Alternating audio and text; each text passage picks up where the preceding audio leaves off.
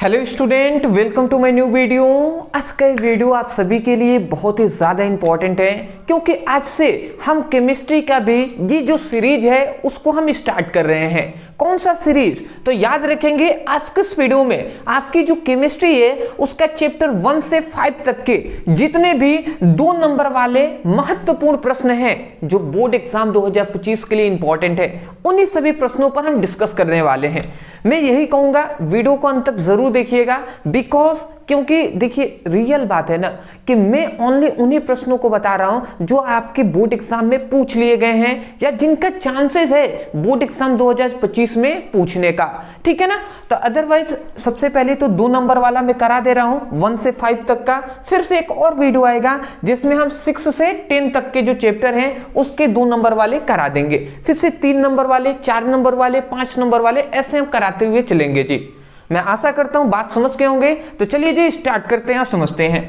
देखिए यहां पे हमने लिख दिया संपूर्ण किताब के 2 नंबर वाले प्रश्न चैप्टर 1 से 5 तक के, क्लास 12 केमिस्ट्री की बात हो रही है। एक और बात मैं बता दूं, सबसे पहली बात कि देखिए ये जो हम प्रश्न यहाँ पे बता रहे हैं ये तो सब आप जान ही गए हैं कि बोर्ड एग्जाम के लिए वेरी इंपॉर्टेंट है। ठीक है ना? तो ये मैं आपको लिख दे रहा हूँ, ये सभी 2025 के लिए इंपॉर्टेंट है। यहाँ पे 2025 लिख दूंगा तो थोड़ा सा कंफ्यूजन में हो जाएंगे। चलिए जी कोई नहीं, आगे बढ़ते हैं। सबसे पहले कह रहा है हमारा पहला क्वेश्चन कि निम्नलिखित पर टिप्पणी लिखिए। ठीक है ना? तो यहाँ पे कह रहा है कि मोलरता, मोललता और मोल प्रभास। अब आता है बात यहाँ पे कि बहुत सारे स्टूडेंट है, मुझे लगता है कि जो भी स्टूडेंट सीरियस है अपने पढ़ाई में ना वो जरूर इन टॉपिक को, तीनों टॉपिक को तैयार कर लिए होंगे। ठीक है ना? बट देखिए अगर वो तैयार कर लिए हैं, जो स्टूडेंट तैयार कर लिए हैं उनका एक अच्छा समय है कि वो जैसे रिवीजन बहुत सारे स्टूडेंट है जो करते ही नहीं है, ठीक है ना, बस पढ़ते रहते हैं, तो उनके लिए एक बेहतरीन ये वीडियो होगा जिससे वो अपना जो भी 2-2 नंबर वाले प्रश्न हैं उन सभी का एक ही वीडियो में 5 चैप्टरों का अपना रिवीजन कर लेंगे। एक तो ये फायदा। दूसरी बात, जो स्टूडेंट बिल्कुल अभी तक नहीं पढ़े हैं तो वो आज के इस वीडियो में ये जो वीडियो पूरी देखकर 2 नंबर वाले संपूर्ण जो चैप्टर 1 से 5 तक के जो भी हैं क्वेश्चन उनको वो पढ़ सकते हैं। तो ये दोनों स्टूडेंटों के लिए बेटर है, जो कुछ नहीं पढ़े हैं या जिनको याद है उनके लिए भी। तो चलिए एक एक करके समझते हैं। पहले मोलरता, फिर से मोललता, फिर से मोल प्रभास। ठीक है ना? तो यहां पे हमने सबसे पहले हेडिंग डाला है मोलरता। ठीक है ना? यहां पे हमने क्या डाला है? हेडिंग मोलरता। ठीक है, तो देखिए यहां पे हमने क्या लिखा है, किसी विलयन के 1 लीटर आयतन में उपस्थित विलय के मोलों की संख्या मोलरता कहलाती है। मतलब सपोज दैट यहां पे सिंपल सी बात अगर मैं करूं तो देखिए एक ये बर्तन है, ठीक है ना, एक ये बर्तन है। अब इसमें विलयन भरा गया है, इसमें क्या भरा गया है? विलयन। ये विलयन कितनी है? तो विलयन है 1 लीटर, 1 लीटर है। तो यहां पे यही कहा जा रहा है 1 लीटर है। तो किसी विलयन के 1 लीटर में उपस्थित जितने भी, मतलब जितने भी विलय की मोल होंगे या मोलों की संख्या होगी, ठीक है ना, उसी को हम क्या कहते हैं? उसी को हम मोलरता कहते हैं। मतलब सिंपल सी बात है, किसी विलयन के 1 लीटर में उपस्थित विलय के मोलों की संख्या मोलरता कहलाती है। वही बात हमने लिखा है, किसी विलयन की 1 लीटर आयतन में उपस्थित विलय के मोलों की संख्या मोलरता कहलाती है। ठीक है ना? ज्यादातर देखिए फॉर्मूला आप तभी समझ पाएंगे। थोड़ा सा एक बात और मैं बता दूं, देखिए इतना बेसिक बात आप जानते हैं, विलयन कब बनता है जी?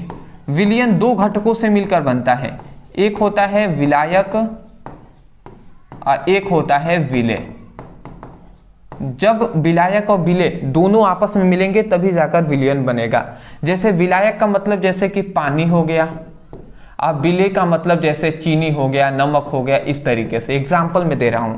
तो जब चीनी और पानी आपस में मिलेंगे तभी जाकर विलयन बनेगा। तो ये बात आपको याद होना चाहिए। तो विलय के मोलों की संख्या मतलब, विलय मतलब जैसे चीनी है, नमक है, जो हम पानी में घोल रहे हैं, वही विलय के मोलों की जो संख्या होगी ना उसी को हम क्या कहेंगे? मोलरता कहेंगे। चलिए जी कोई नहीं, अब थोड़ा सा इसका फॉर्मूला लिख रहे हैं, उस पर आपको समझ में आ जाएगा। देखिए यहां पे हम लिख रहे हैं कि मोलरता, मोलरता इक्वल टू होता है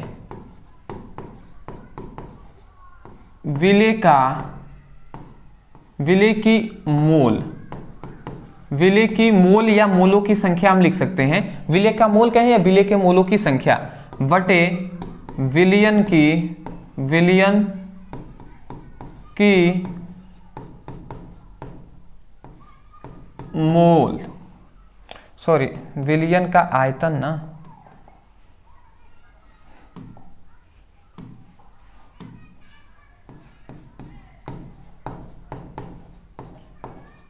और वो भी किस में, लीटर में। ठीक है जी।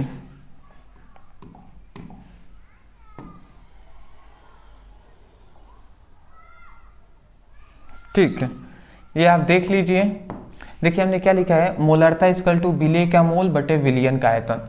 हम कह रहे हैं कि यदि विलयन का आयतन 1 लीटर हो जाए, यदि जो विलयन का आयतन है यदि वो 1 लीटर हो गया, 1 लीटर, तो उस समय पर विलेय के मोल जितने होंगे या विलेय के मोलों की संख्या जो होगी ना, वही मोलरता कहलाएगी। तो वही हम कह रहे हैं कि किसी विलयन के 1 लीटर आयतन में उपस्थित विलेय की मोलों की संख्या मोलरता कहलाती है।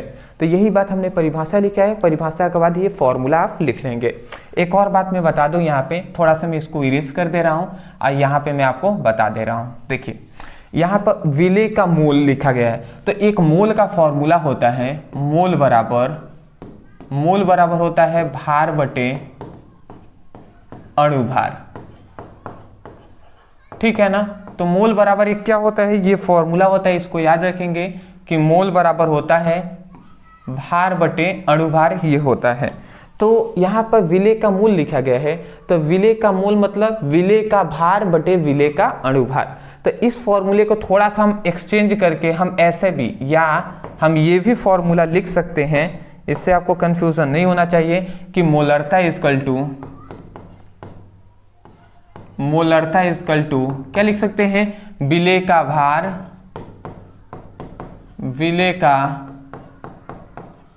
भार अब बटे विलेय का ही अणुभार। तो हम यहाँ पे केवल अणुभार लिखते रहे हैं, जगह कम है, तो विलेय का अणुभार अगुणे क्या होता है, विलयन का आयतन। याद रखेंगे विलयन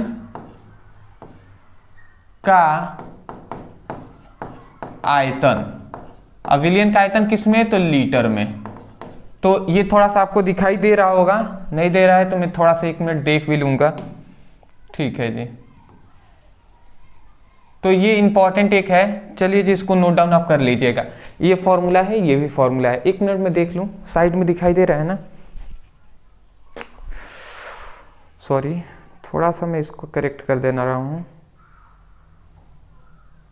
ठीक है जी, अब दिखाई दे रहा है, थोड़ा सा कट रहा होगा, मतलब भार अणुभार बटे विलयन का आयतन है लीटर में। तो ये 2 फॉर्मूला याद रखेंगे। एक और बात इसमें याद रख लेंगे आप, क्या होता है, एक और बात ये याद रख लेंगे कि इसका जो मात्रक होता है, मात्रक वो मोल प्रति लीटर होता है, मोल प्रति लीटर होता है। ठीक है ना, तो ये 3 बात याद रखें, परिभाषा, फॉर्मूला दोनों, फिर से ये मात्रक। ठीक है, चलिए जी अगला आता है मोललता। अब मोललता किसे कहते हैं, तो कह रहा है किसी विलायक के 1 किलोग्राम में उपस्थित विलेय की मोलों की संख्या मोललता कहलाती है। मतलब इसमें 1 लीटर आयतन में उपस्थित था। ठीक है ना, और यहाँ पे विलयन का हम बात कर रहे थे, इसमें विलायक की बात कर रहे हैं, और 1 किलोग्राम में उपस्थित हम कह रहे हैं कि मोलों की संख्या। तो इसको थोड़ा सा अगर मैं करेक्ट करके अच्छे से लिखूं, तो इसका मैं फॉर्मूला लिखूंगा, तो इसका होता है मोललता इक्वल टू होता है, अभी परिभाषा याद होगा, मोललता इक्वल टू होता है विलेय का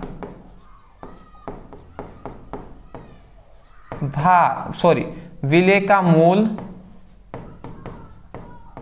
बटे विलेय का मोल बटे विलायक का भार।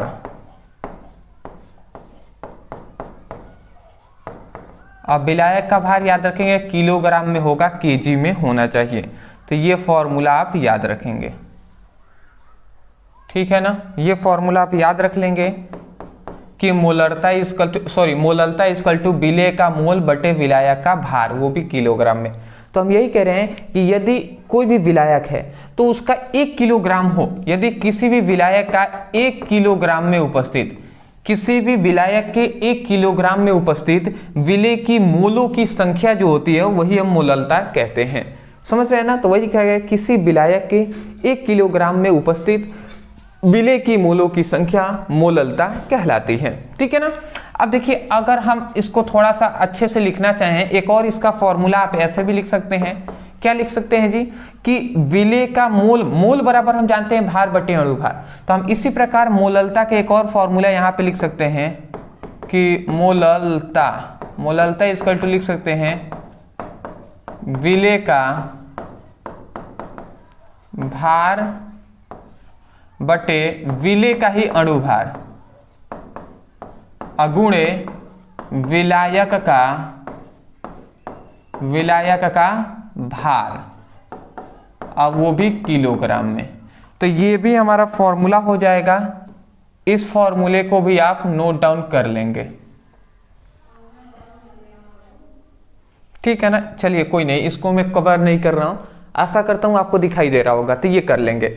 अगर इसकी मात्रक की हम बात करें कि इसका सर मोललता का मात्रक क्या होता है, तो इसका मात्रक याद रखेंगे, मोललता का होता है मोल प्रति क्या हो जाएगा? किलोग्राम हो जाएगा। मोल प्रति किलोग्राम मात्रक याद रखेंगे। 2 बात समझ गए? चलिए तीसरा आते हैं। तीसरा आता है मोल अंश कहें या मोल प्रभाज कहें। मोल अंश कहें या मोल प्रभाज कहें, दोनों बात यही होता है।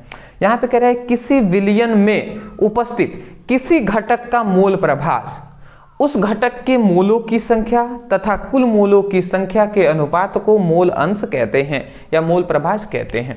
बात समझिएगा, यहाँ पे समझना ये है किसी विलयन के घटक, कोई भी विलयन है तो कह रहे किसी विलयन में उपस्थित किसी घटक का मोल प्रभाज। तो विलयन के हमने अभी न बताया कि विलयन के 2 घटक होते हैं। कौन कौन सा? तो एक होता है विलायक और एक होता है विलेय। यही 2 घटक होते हैं। तो विलयन के 2 घटक होते हैं, एक विलेय एक विलायक। तो या तो विलायक का हमें मोल प्रभाज निकालना है या विलेय का मोल प्रभाज निकाल सकते हैं। तो नॉर्मल यहाँ पे कह रहा है कि किसी विलयन में उपस्थित किसी घटक का मोल प्रभाज, मतलब किसी विलयन में उपस्थित किसी भी घटक का, इन दोनों में से किसी भी घटक का मोल प्रभाज। ठीक है ना? मोल प्रभाज, किसी भी घटक का मोल प्रभाज। ठीक है ना? मोल प्रभाज उस घटक के मोलों की संख्या। अब मैं थोड़ा सा यहाँ पे फॉर्मूला लिखकर बताना चाहूंगा। मान लेते हैं ये विलयन है तो ये 2 घटक है। मान लेते हैं हमें विलायक का मोल प्रभाज निकालना है। तो यदि हमें विलायक का मोल प्रभाज निकालना है, मैं यहाँ पे लिख रहा हूं, यदि हमें विलायक का, ठीक है ना, मैं इस कलर से लिख दे रहा हूं, यदि हमें विलायक मोल प्रभाज निकालना है, मोल प्रभाज निकालना है, ठीक है ना, यदि कोई भी विलायक है, मान लेते हैं ये विलायक है, तो ये भी तो विलयन का एक घटक है ना। तो यदि मान लेते हैं हम इसी विलायक का हमें मोल प्रभाज निकालना है, तो हम क्या करेंगे? विलायक का मोल प्रभाज इक्वल टू होता है जो घटक हम लिए है ना, इसी घटक के मोल, मतलब विलायक का निकाल रहे हैं तो विलायक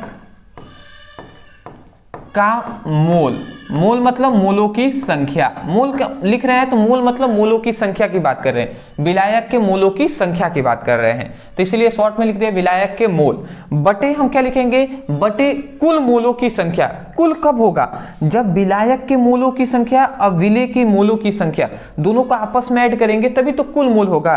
तो जब इन दोनों को ऐड करेंगे तो विलयन की जितनी मोलों की संख्या होगी वही तो कुल मोल होगा ना। तो इसीलिए हम यहाँ पे क्या लिख देंगे? विलयन की मोलों की संख्या, मोलों की संख्या या मोल हम लिख सकते हैं ओनली। तो ये फॉर्मूला होता है जी, इसको आप नोट डाउन कर लीजिएगा।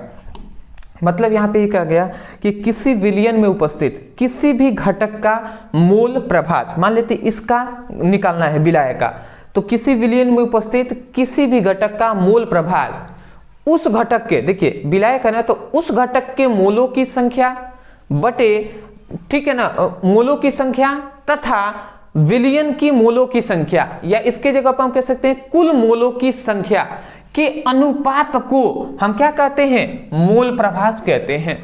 समझ में आ रहा है? यही परिभाषा आपको बोलना है। एक बार और सुन लीजिए, हम कह रहे हैं किसी विलयन में उपस्थित किसी भी घटक का मोल प्रभाज उस घटक के मोलों की संख्या तथा कुल मोलों की संख्या या हम कह सकते हैं विलयन की मोलों की संख्या के अनुपात को मोल प्रभाज कहते हैं। तो मैं आशा करता हूं समझ के होंगे। वही बात लिखा गया है, किसी विलयन में उपस्थित किसी घटक का मोल प्रभाज उस घटक के मोलों की संख्या तथा कुल मोलों की संख्या के अनुपात को मोल अंश कहते हैं। आशा करता हूं आप समझ गए होंगे।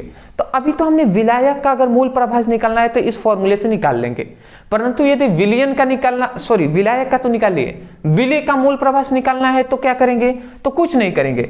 विलायक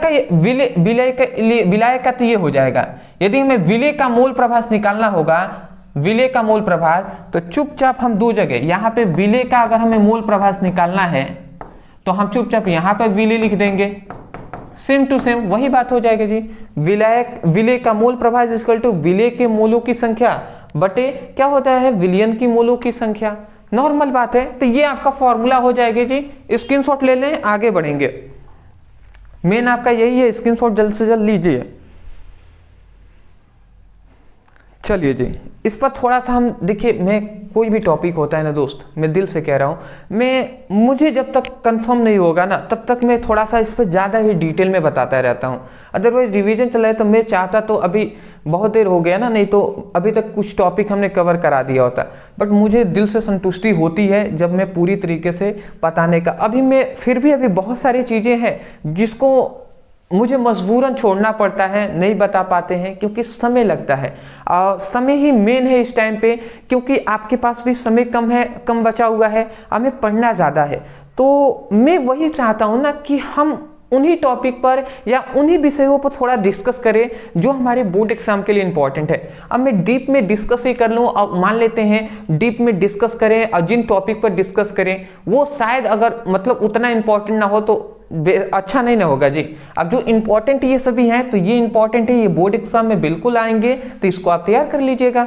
स्क्रीनशॉट ले ही लिए होंगे। आगे बढ़ते हैं दोस्त। चलिए अगला हमारा दूसरा यहाँ पे इंपॉर्टेंट जो क्वेश्चन आता है कि नेस्ट, ठीक है ना, नरस्त समीकरण को परिभाषित कीजिए। नष्ट समीकरण कहते हैं, नरस्त समीकरण कहते हैं, इस तरीके से कहा जाता है जी। अब समझिएगा, यहाँ पे कह रहा है कि नेस्ट समीकरण के अनुसार किसी ताप T पर किसी धातु का इलेक्ट्रोड विभव E, मानक इलेक्ट्रोड विभव E0 और विलयन में धातु आयन की सांद्रता Mn+ में निम्नलिखित संबंध होता है। ठीक है ना। तो ये एक हमारा नष्ट समीकरण का एक बहुत ही ज्यादा इंपॉर्टेंट है ये फॉर्मूला। ठीक है जी। देखिए इस फॉर्मूले को आप बिल्कुल 100% अभी तैयार कर लेंगे तो बेटर होगा। E E0 2.303 RT/NF log 10 और 1/Mn+। ये हमारा जो फॉर्मूला है इसको आप बिल्कुल तैयार कर लेंगे। ठीक है ना। ये जो फॉर्मूला है ना, सिंपल से क्या है ना, तो ये फॉर्मूला नहीं, ये एक समीकरण है। और इसी समीकरण को हम क्या कहते हैं जी, नरस्त समीकरण या नेस्ट समीकरण कहते हैं। ठीक है ना। जहां पे E=E0 2.303 RT/NF log 10 1/Mn+। ठीक है ना। अब यहाँ पे थोड़ा सा आपको बात समझना होगा, E क्या है। देखिए मोस्टली पहले मैं इस नियम को समझा देना चाहता हूं कि ये नियम क्या बताता है। मतलब ये समीकरण को परिभाषा में देना है तो कैसे देंगे, परिभाषा में लिखा हुआ है, नहीं समझ में आया तो समझिएगा। यहाँ पर देखिए, यहाँ पर नॉर्मल बात है, ये आपको T जो दिखाई दे रहा है ये क्या है, ताप है। यहाँ पे जो E दिखाई दे रहा है ये इलेक्ट्रोड विभव है, इलेक्ट्रोड विभव है। E0 क्या है, मानक इलेक्ट्रोड विभव है, मानक इलेक्ट्रोड विभव है। और यहाँ पे Mn+ दिखाई दे रहा है ना, तो Mn मतलब धातु आयन। Mn क्या है, धातु है एक, तो धातु, और ये प्लस मतलब कोई आयन है, तो धातु आयन। और कोष्ठ में बंद कर देते हैं तो कोष्ठ को हम सांद्रण कहते हैं। तो वही कह रहे हैं धातु आयन की सांद्रण। ठीक है ना। तो यही बात, ये क्या है, धातु आयन की सांद्रता है, धातु आयनों की सांद्रता। तो ये हम कोष्ठ में लिख दे रहे हैं धातु आयन की सांद्रता।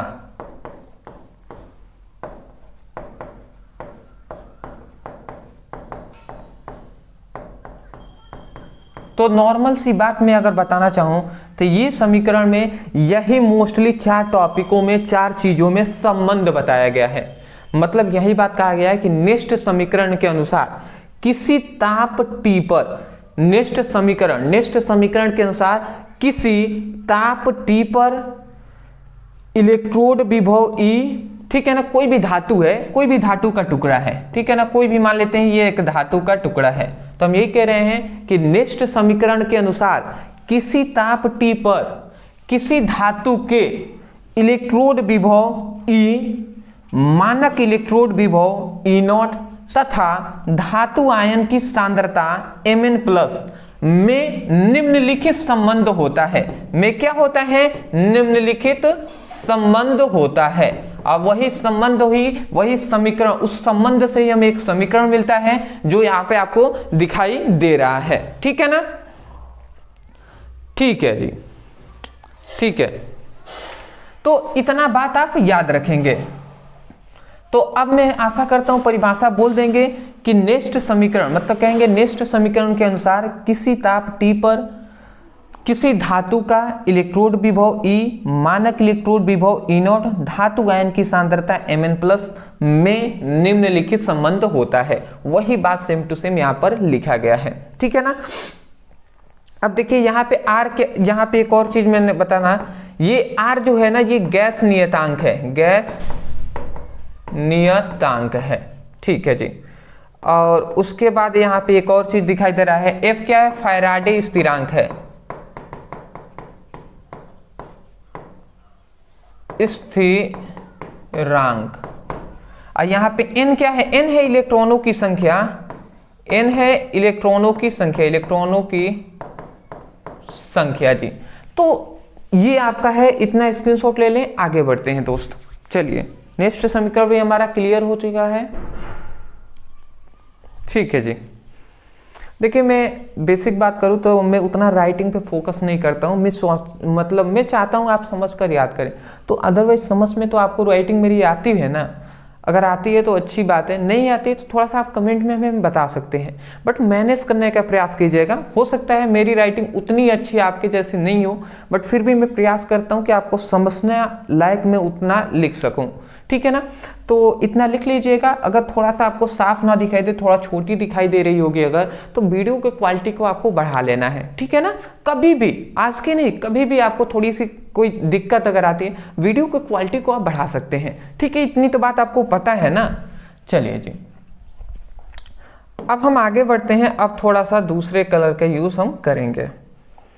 चलिए अब हमारा तीसरा जो हमारा यहाँ पे आता है, यहाँ पे देख सकते हैं क्या कहा जा रहा है जी।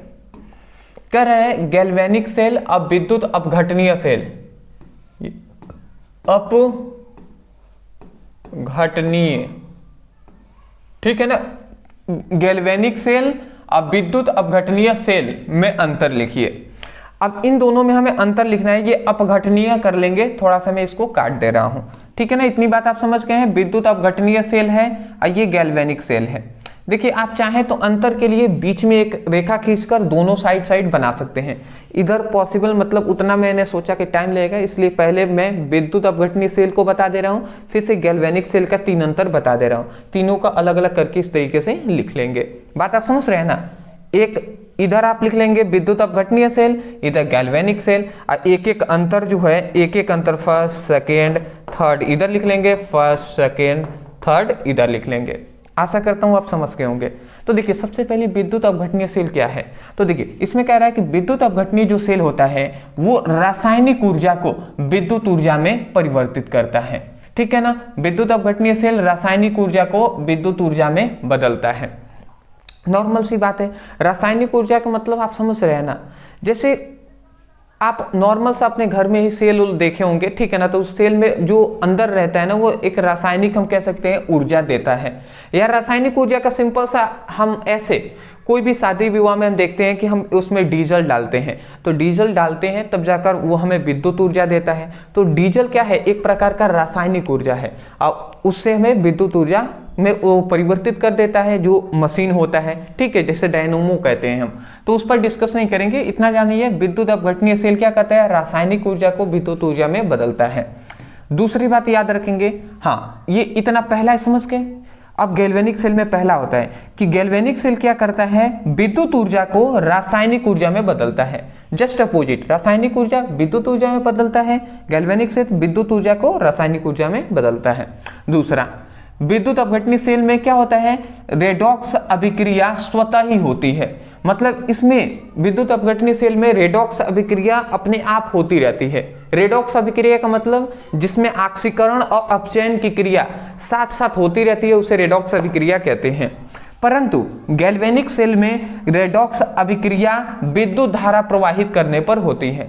जब तक हम विद्युत धारा गैल्वेनिक सेल में नहीं प्रवाहित करेंगे तब तक इसमें कोई भी धारा प्रवाहित मतलब रेडॉक्स अभिक्रिया नहीं होगा, ठीक है ना। इसमें तो अपने आप ही होगी।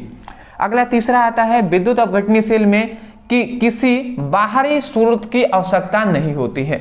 मतलब विद्युत अपघटनीय सेल के लिए क्या होता है, कोई भी बाहरी स्रोत से हमें ऊर्जा देने की आवश्यकता नहीं है, अपने आप काम करता है।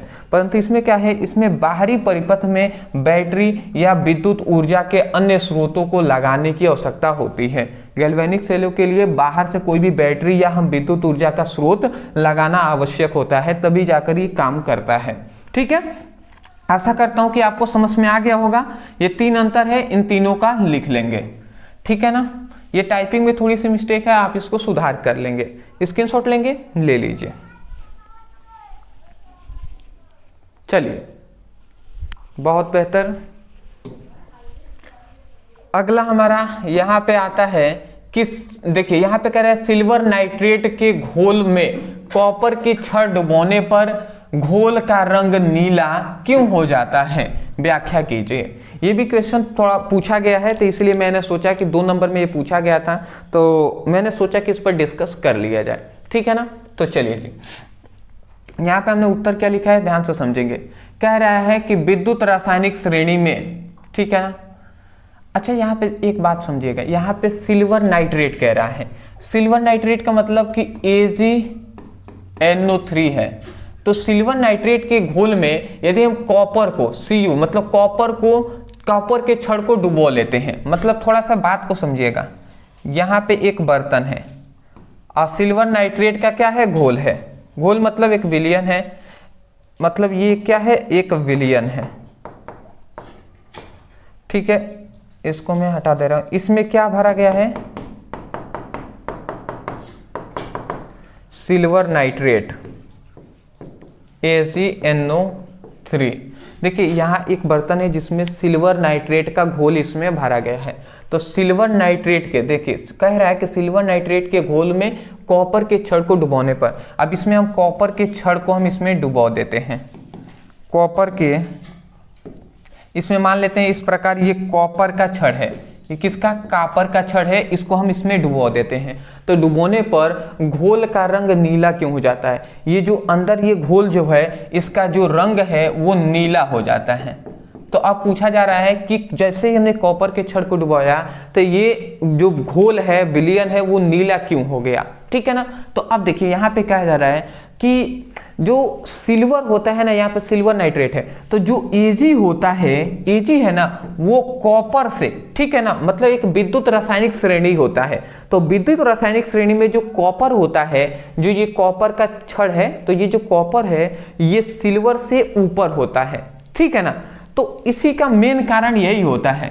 अब विद्युत रासायनिक श्रेणी भी एक इंपॉर्टेंट टॉपिक है, जब हम 3 नंबर और 4 नंबर वाले टॉपिक कराएंगे तो उसमें हम पढ़ाएंगे इसको। तो यहाँ पे ये कहा जा रहा है कि विद्युत रासायनिक श्रेणी में कॉपर मतलब Cu, कॉपर सिल्वर से ऊपर होता है, सिल्वर मतलब Ag से ऊपर होता है।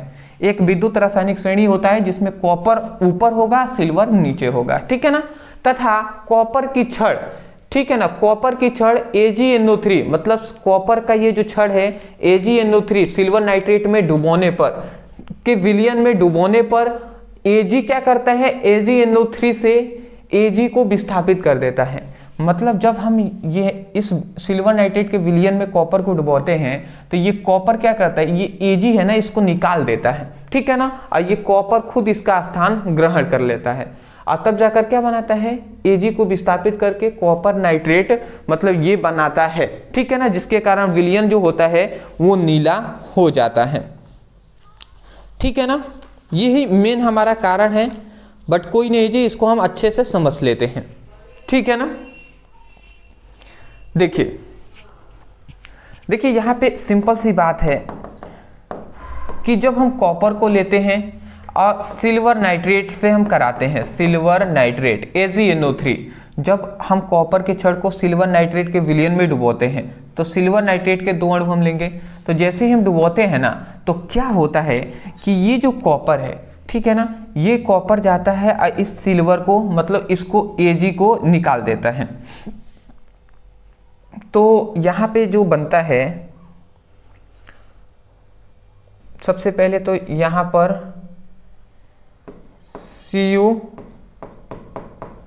CuNO3 का होल ट्वाइस और प्लस 2Ag, ये हमारा बाहर निकल जाता है, ठीक है ना।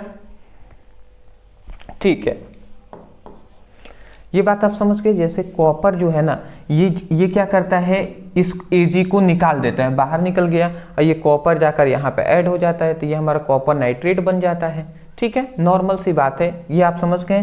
कॉपर को जब सिल्वर नाइट्रेट के विलयन में डुबोएंगे तो कॉपर नाइट्रेट बनता है, जिसके कारण कॉपर नाइट्रेट होने के कारण ही जो रंग होता है वो नीला हो जाता है, ठीक है ना। अब ये रिएक्शन समझ में नहीं आया क्या? अरे भैया, इसको हम ऐसे भी कर सकते हैं, इसीलिए मतलब थोड़ा टाइम लगता है। देखिए AgNO3 है तो 2 मात्रा में है, तो AgNO3 और फिर से एक और हम AgNO3 लिख सकते हैं। 2 ऐसे भी हम लिख सकते हैं या ऐसे लिख दें। अब हम सिंपल सी क्रिया करेंगे तो ये सबसे पहले तो ये 2 Ag बाहर निकलेगा, तो ये 2 Ag बाहर निकल गया, तो यही हमने 2 Ag हमने यहाँ पे बाहर निकाल दिया है, ठीक है ना। ये हमने 2 Ag बाहर निकाल दिया, तो बचा क्या, Cu और NO, मतलब Cu बचा कॉपर और देखिए NO3 2 है, तो इसीलिए NO3 हमने लिखकर और होल ट्वाइस कर दिया, कॉपर नाइट्रेट हो गया। आशा करता हूँ आप समझ गए होंगे। स्क्रीनशॉट ले लीजिए, आगे बढ़ेंगे। ये कॉपर नाइट्रेट जो होता है वो नीला होता है, इसलिए विलयन जो है ना, ये जो विलयन है वो भी नीला हो जाता है। स्क्रीनशॉट ले लें। चलिए जी, अभी बहुत सारे क्वेश्चन हमें देखना है, थोड़ा सा फास्ट चलेंगे जी। अगला कह रहा है विशिष्ट चालकता को परिभाषित कीजिए, और दूसरा है विशिष्ट प्रतिरोध को परिभाषित कीजिए। ये दोनों इंपॉर्टेंट है जी। सबसे पहली बात आता है विशिष्ट चालकता। विशिष्ट चालकता को विशिष्ट चालकत्व भी हम कहते हैं। तो समझिएगा विशिष्ट चालकता किसे कहते हैं। तो कह रहा है कि विशिष्ट प्रतिरोध के व्युत्क्रम को विशिष्ट चालकता कहते हैं। देखिए विशिष्ट जो चालकता है ना, इसको हम रो से प्रदर्शित करते हैं, और रो इक्वल टू होता है 1/, ये क्या होता है, सॉरी ये सिग्मा है, इसको रो, ऐसे ये होता है जी। आई थिंक थोड़ा सा मैं कलर आई थिंक चेंज कर लेता हूं, ठीक है जी। तो ये आप याद रखेंगे, ये क्या है, हमारा विशिष्ट चालकता है, ठीक है ना। ये ही क्या है, रो जो है यही विशिष्ट प्रतिरोध है, विशिष्ट प्रतिरोध। तो यहाँ पे नॉर्मल सी बात ये कहा जा रहा है कि विशिष्ट प्रतिरोध के व्युत्क्रम को विशिष्ट चालकता कहते हैं, और इसी को सिग्मा इक्वल टू 1/रो से हम प्रदर्शित करते हैं, ठीक है ना। तो मैं आशा करता हूं कि इतनी बात आप याद रखेंगे, ठीक है जी, इतनी बात आप याद रखेंगे। देखिए किसी किसी बुक में एक और बात बता दूं कि किसी किसी बुक में सिग्मा दिया है, और किसी किसी बुक में जो विशिष्ट चालकता है इसको कप्पा से भी प्रदर्शित किया गया है, ठीक है ना। तो आप चाहें तो सिग्मा लिख लें या कप्पा लिख लें, यहाँ पर कप्पा, ज्यादातर बुकों में कप्पा ही लिखा गया है, तो कप्पा से ही आप प्रदर्शित कर देंगे, ठीक है ना, कप्पा है। ये के नहीं, ये कप्पा है। कप्पा मतलब विशिष्ट चालकता है। अगर मात्रक की हम बात करें इस पर कि इसका मात्रक क्या होगा, तो इसका मात्रक हो जाएगा ओम इनवर्स। ठीक है ना, इसका ये मात्रक हो जाएगा। आशा करता हूं समझ गए होंगे। अगला आता है विशिष्ट प्रतिरोध को परिभाषित कीजिए। अब विशिष्ट प्रतिरोध को हमें परिभाषा करना है। तो विशिष्ट प्रतिरोध जो रो इक्वल टू होता है आर ए बाई एल होता है, आर ए बाई एल होता है, ये फॉर्मूला होता है जी। जहाँ पर अगर देखें तो समझिएगा, बात को आप समझेंगे तभी जाकर आपको समझ में आएगा जी। विशिष्ट प्रतिरोध को परिभाषा करना है। यहाँ पे जो देखिए ये क्या है, कोई भी एक चालक तार है, ये सपोज डेट ये एक चालक तार है, ये क्या है, चालक तार है। तो कोई भी चालक तार है ना, तो किसी भी चालक तार की जो लंबाई है, किसी भी चालक तार की जो लंबाई है वो यदि 1 हो जाए, एक मतलब क्या है कि इकाई हो जाए। कोई भी चालक तार है जिसकी लंबाई इकाई हो, 1 हो, और उसकी जो चौड़ाई है, चौड़ाई मतलब इसकी मोटाई, जिसे हम अनुप्रस्थ काट का क्षेत्रफल कहते हैं, अनुप्रस्थ काट का क्षेत्रफल कहते हैं, अनुप्रस्थ काट का क्षेत्रफल कहते हैं, ए से प्रदर्शित करते हैं। तो यदि क्षेत्रफल भी इकाई हो, 1 हो, मतलब ऐसा कोई चालक तार है जिसकी लंबाई और चौड़ाई दोनों 1-1 हो, मतलब इकाई हो। तो अगर लंबाई और चौड़ाई दोनों 1-1 हो जाए तो उस समय पर जो प्रतिरोध होगा ना, जो प्रतिरोध होगा उस चालक में जो प्रतिरोध उत्पन्न होगा, जो R, वो क्या होगा, वो विशिष्ट प्रतिरोध कहलाएगा, रो के बराबर होगा। समझ रहे हैं? जब इन दोनों का मान 1-1 हो जाएगा तो जो रो होगा ये R इंटू 1/1 होगा ना, तो ये 1 का तो कोई मतलब नहीं है। तो उस समय पे हम सही कह रहे हैं ना कि जो R होगा वो रो के बराबर हो जाएगा। तो वही हम कह रहे हैं कि यदि कोई ऐसा चालक तार है जिसकी लंबाई 1 हो, चौड़ाई 1 हो, तो उस तरीके के चालक में जो प्रतिरोध उत्पन्न होगा ना, वही प्रतिरोध को अब हम प्रतिरोध ना कहकर विशिष्ट प्रतिरोध कहेंगे। तो परिभाषा एक बार और सुन लीजिए। हम कह रहे हैं कि इकाई लंबाई तथा इकाई अनुप्रस्थ काट के क्षेत्रफल वाले चालक तार में उत्पन्न प्रतिरोध को विशिष्ट प्रतिरोध कहते हैं। वही बात लिखा गया है, इकाई लंबाई तथा इकाई अनुप्रस्थ काट के क्षेत्रफल वाले चालक तार में उत्पन्न प्रतिरोध विशिष्ट प्रतिरोध कहलाता है। चलिए जी, आशा करता हूं आप समझ गए होंगे। उसके बाद इसका मात्रक पर यदि हम बात करें तो इसका मात्रक हो जाएगा ओम मीटर। ठीक है जी, ओम मीटर इसका मात्रक होता है। स्क्रीनशॉट ले लें, आगे बढ़ेंगे बहुत ही फास्ट। चलिए जी, ठीक है। अगला हमारा फिर से हमारा यहाँ पे आता है कि अभिक्रिया के वेग से आप क्या समझते हैं। सबसे पहली बात यहाँ पर हम अभिक्रिया का वेग को पहले हम समझते हैं कि अभिक्रिया का वेग हम किसे कहते हैं। तो कह रहे हैं एकांक समय में अभिकारक, ठीक है, ध्यान से समझेंगे, एकांक समय में अभिकारक या उत्पाद की सांद्रता में होने वाले परिवर्तन को अभिक्रिया का वेग कहते हैं। ठीक है ना, ठीक है। मतलब एक फॉर्मूला आप याद रखेंगे कि अभिक्रिया का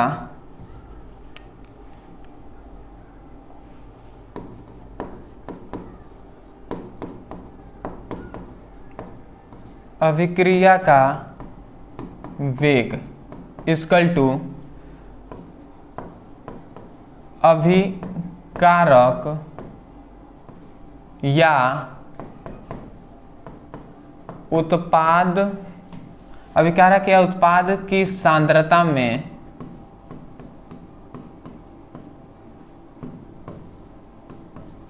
होने वाली परिवर्तन, होने वाली परिवर्तन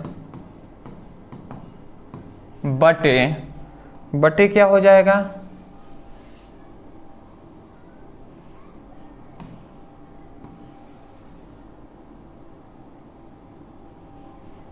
बटे क्या होता है, अभिकारक के उत्पाद में, उत्पाद की सांद्रता में होने वाले परिवर्तन तथा परिवर्तन में लगा समय। ठीक है जी, ये फॉर्मूला आप देख लें, इसी को आपको याद कर लेना है।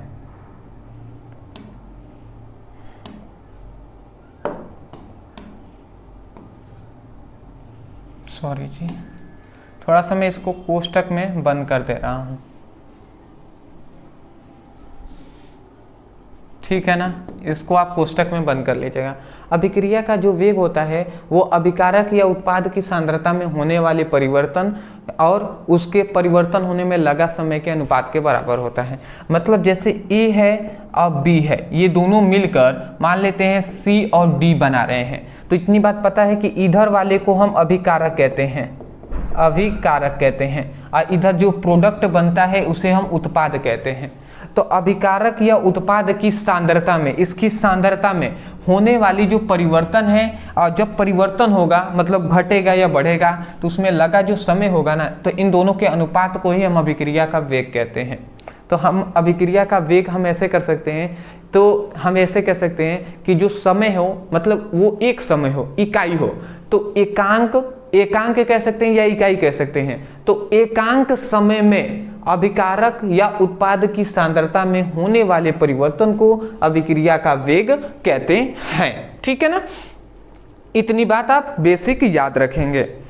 इसको हम फॉर्मूले से, इसको हम ऐसे भी दर्शाते हैं कि अभिक्रिया का वेग R इक्वल टू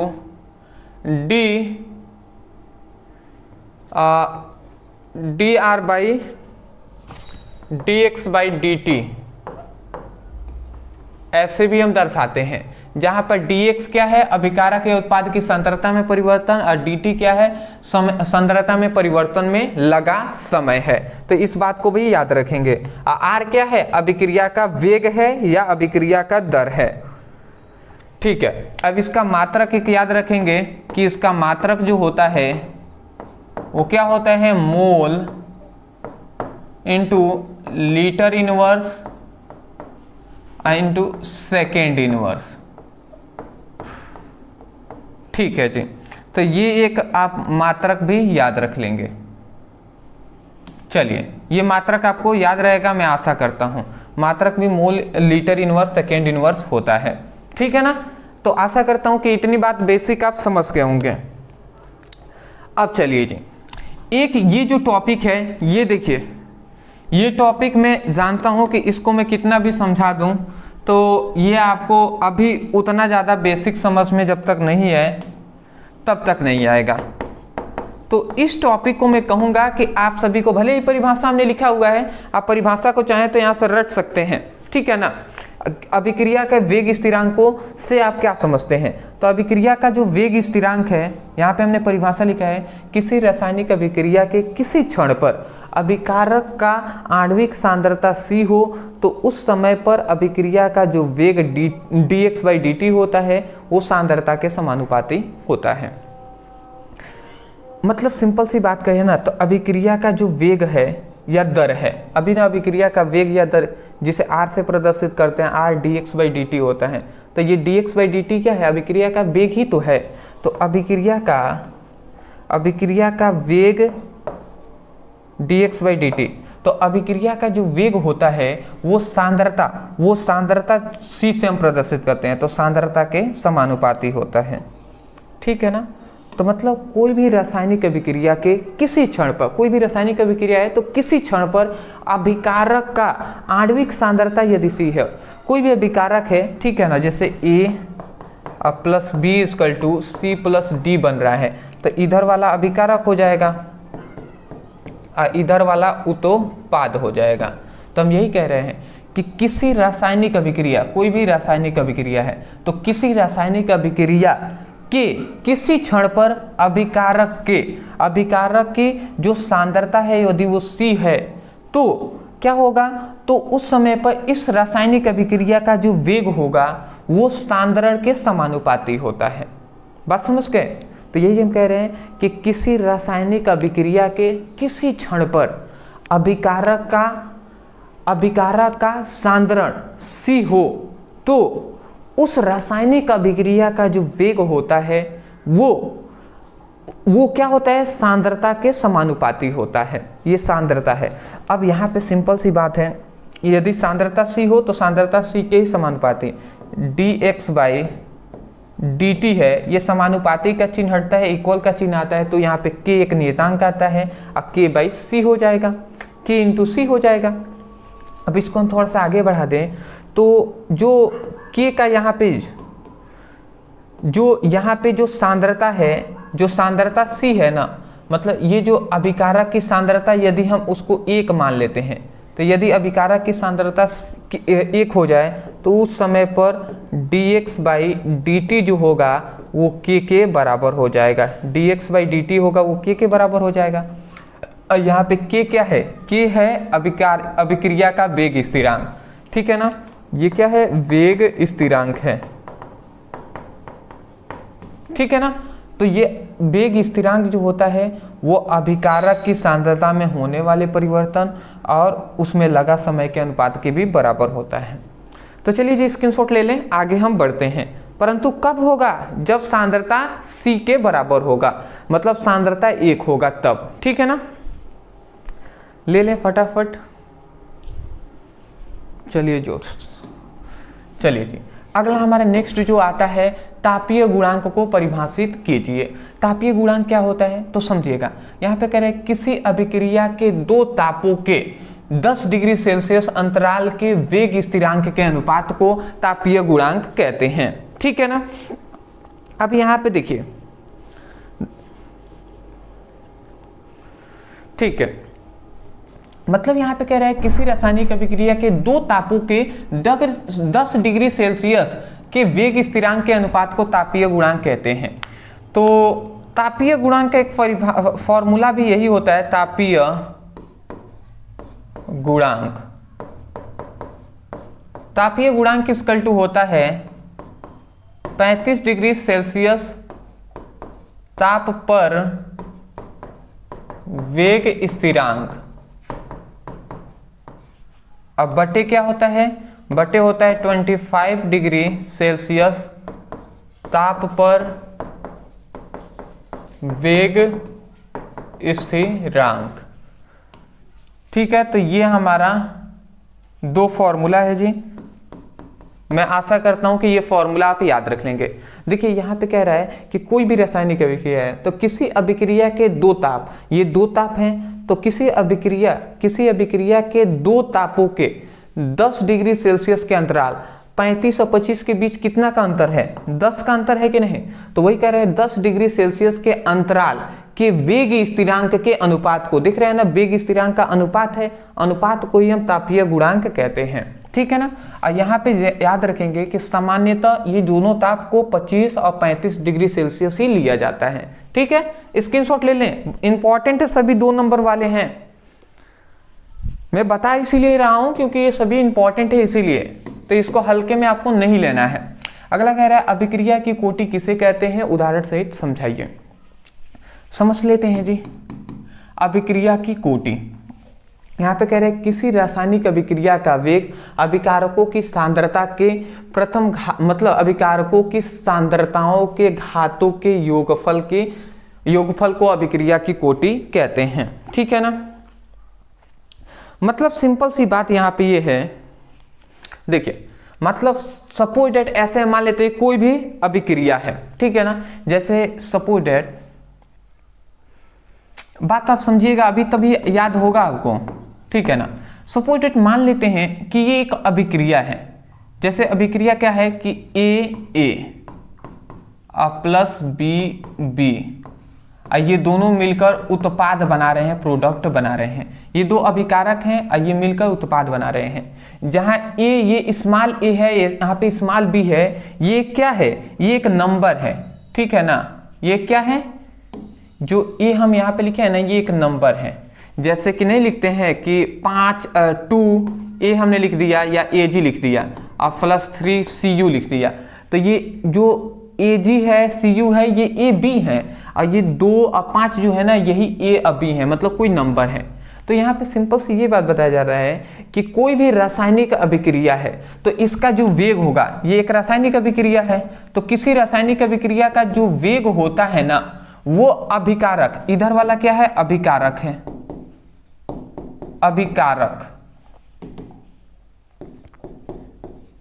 तो किसी रासायनिक अभिक्रिया का जो वेग होता है वो अभिकारक के सांद्रता के, अब ये अभिकारक है, ठीक है ना, तो अभिकारक क्या है, यहाँ पे ए है अब बी है, तो ये जो अभिकारक है, जो अभिक्रिया का वेग होता है, बात आप समझिएगा, कोई भी रासायनिक अभिक्रिया है तो उसका जो वेग होता है, अभिक्रिया का वेग जो होता है वो क्या होता है, अभिक्रिया का जो वेग होगा वो अभिकारक की, ये जो अभिकारक ए और बी दिखाई दे रहे हैं, तो अभिकारक ए अभिकारक बी, तो इनके सांद्रता के, सांद्रता का मतलब कोष्ठ में बंद कर देंगे तो सांद्रता हम कहेंगे, तो अभिकारकों की सांद्रताओं के घातों के, देखिए कह रहा है अभिकारकों की सांद्रताओं के घातों के योगफल को, अब घातों को हम जोड़ देंगे तो ए और बी है, तो देखिए यहाँ पे हम ए लिख देते हैं, यहाँ पर बी, तो अभिकारकों की सांद्रताओं के घातों के क्या होता है,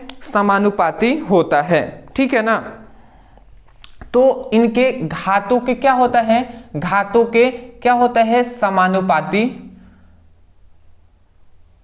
होता है, ठीक है ना, मतलब योगफल को ही हम क्या कहते हैं, अभिक्रिया की कोटि कहते हैं, ठीक है। ये थोड़ा सा फॉर्मूला आपको याद रखना है, अभी परिभाषा याद हो जाएगा, टेंशन नहीं लेना है। देखिए यहाँ पे हम क्या कह रहे हैं, ध्यान से आप समझेंगे, ठीक है ना, टॉपिक हार्ड नहीं है बट थोड़ा सा समझना है। यहाँ पे कह रहा है कि कोई भी रासायनिक अभिक्रिया है तो उसका जो वेग होगा, तो हम यही कह रहे हैं कि किसी, ये एक रासायनिक अभिक्रिया है तो इसका जो अभिक्रिया का वेग होगा, जो आर होगा, वो जो अभिकारक है ना, अभिकारक ए है और ये कैपिटल बी है, ये है, और ये इसकी क्या है, एक नंबर है कोई भी, तो ये अभिकारक है, तो अभिकारक के सांद्रता, ये कोष्ठ में बंद कर दिए, तो सांद्रता के घातों के क्या होता है, इक्वल होता है, ठीक है, इतना हम पहले से बात जानते हैं।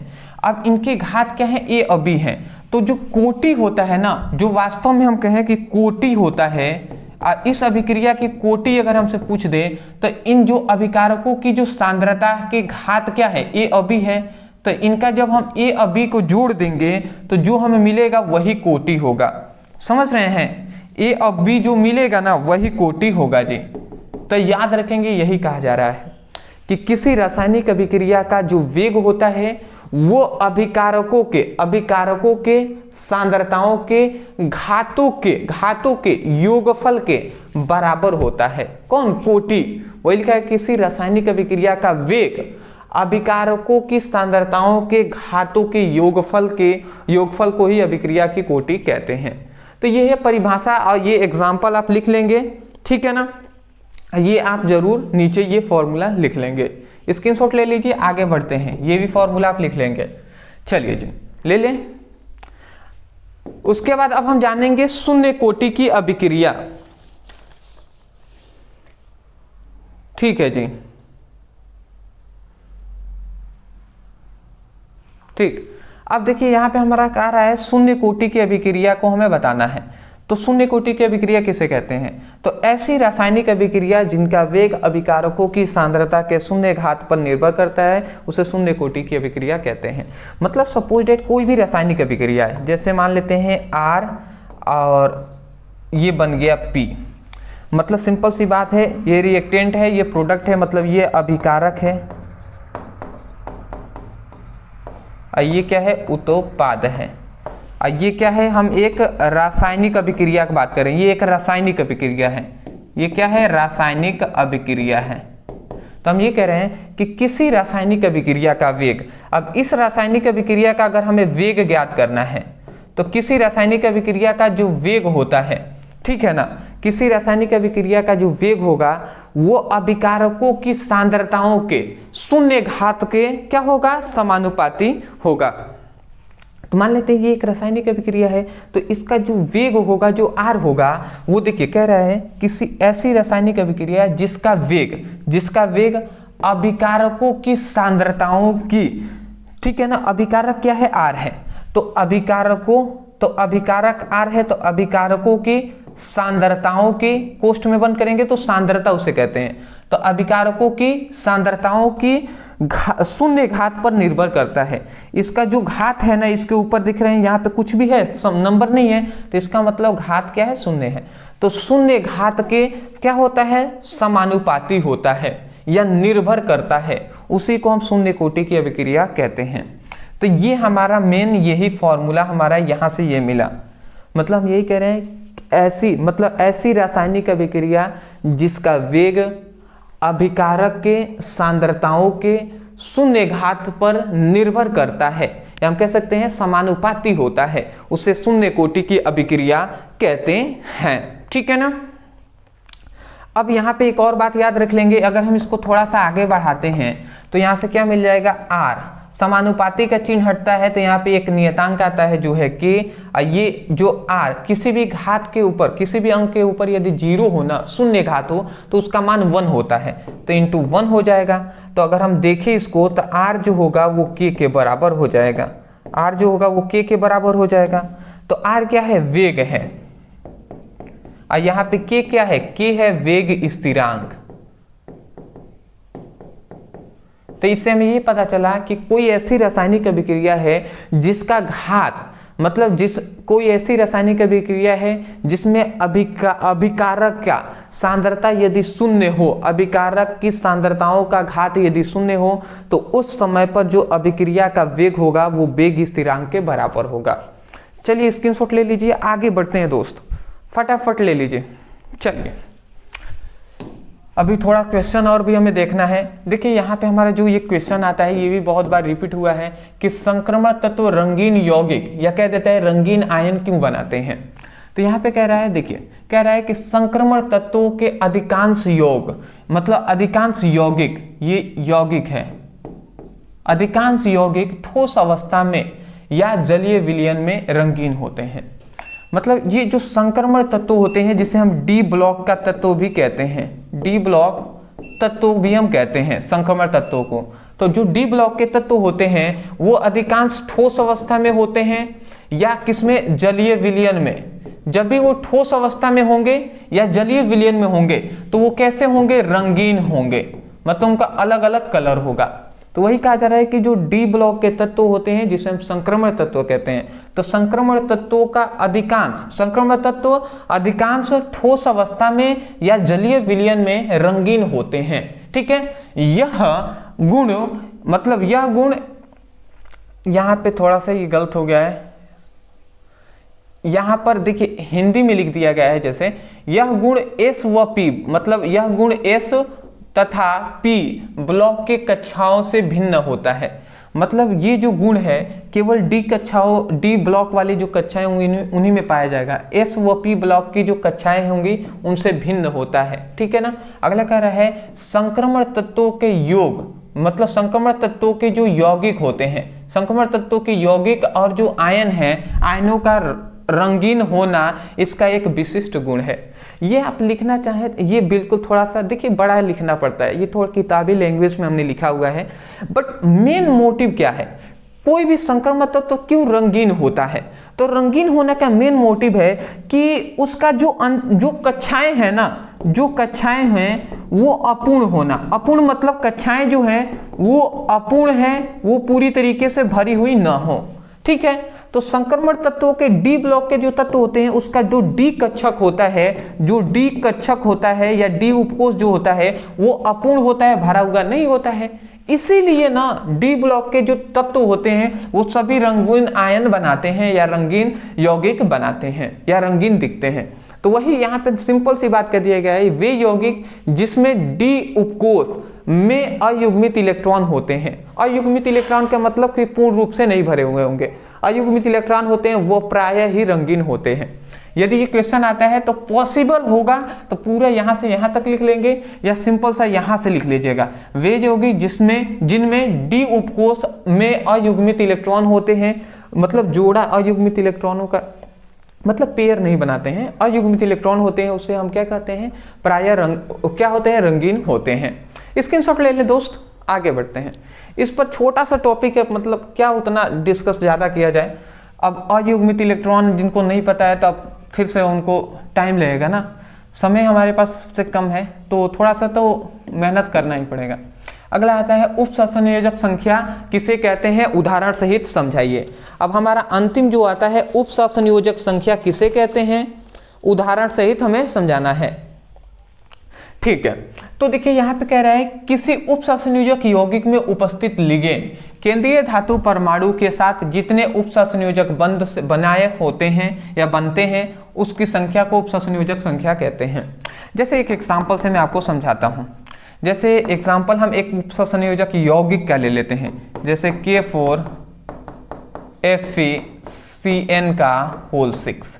ये हमने एक एग्जांपल ले लिया। अब मैं आपसे पूछूं कि यहाँ पे ये क्या है, Fe क्या है? तो Fe को हम कहते हैं केंद्रीय धातु परमाणु।